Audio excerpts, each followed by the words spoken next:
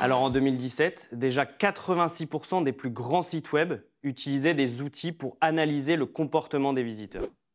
7 ans plus tard, en 2024, un outil bat tous les records avec 1,8 milliard de visites en un mois, et je parle bien sûr de ChatGPT.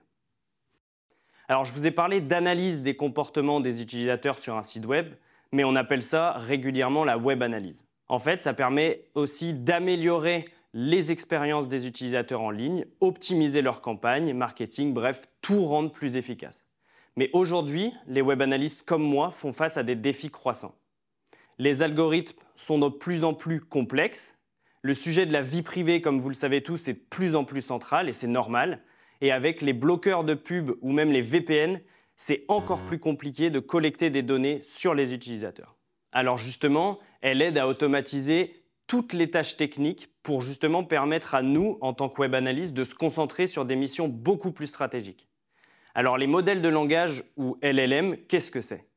En fait, c'est des outils qui sont capables de comprendre et de générer du texte de façon quasi humaine, ce qui fait qu'on rend des machines de plus en plus efficaces dans leur interaction avec les utilisateurs.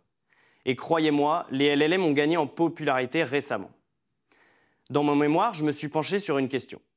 Comment l'intelligence artificielle générative, donc les LLM, peut optimiser les phases de collecte et d'analyse dans le métier de Web Analyst? Alors dans la pratique, c'est déjà le cas, avec un outil par exemple comme Google Tag Manager, un outil qui permet de configurer des balises de suivi sur un site web.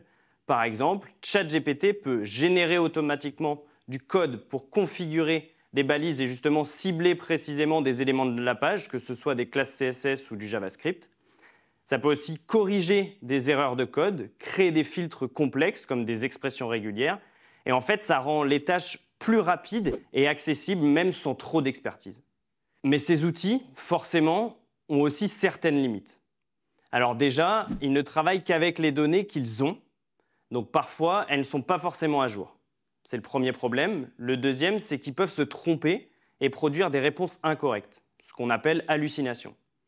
Et dernièrement, ils restent souvent opaques, mine de rien. On ne sait pas toujours pourquoi ils font certains choix et pourquoi ils nous donnent une certaine réponse.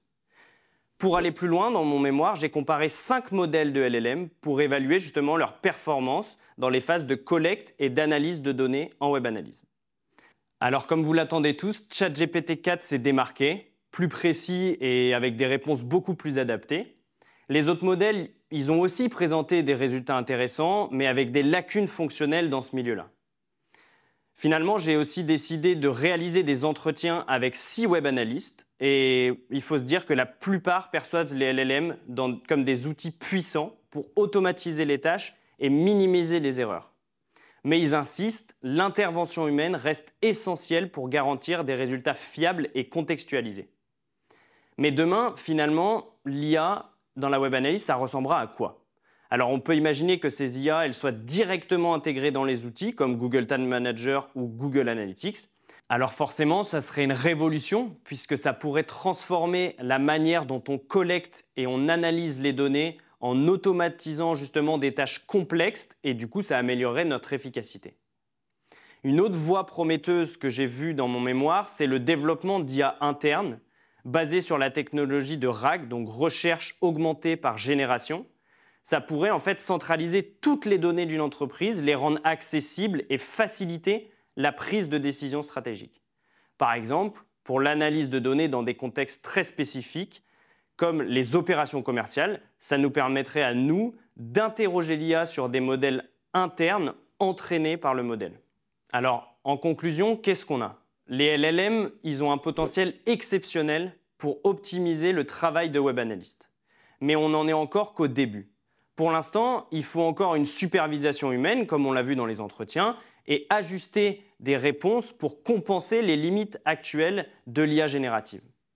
Donc je dirais que les web analystes comme moi, on a un rôle clé, on doit rester très attentif et engagé justement pour saisir les opportunités futures et garder une longueur d'avance sur la concurrence.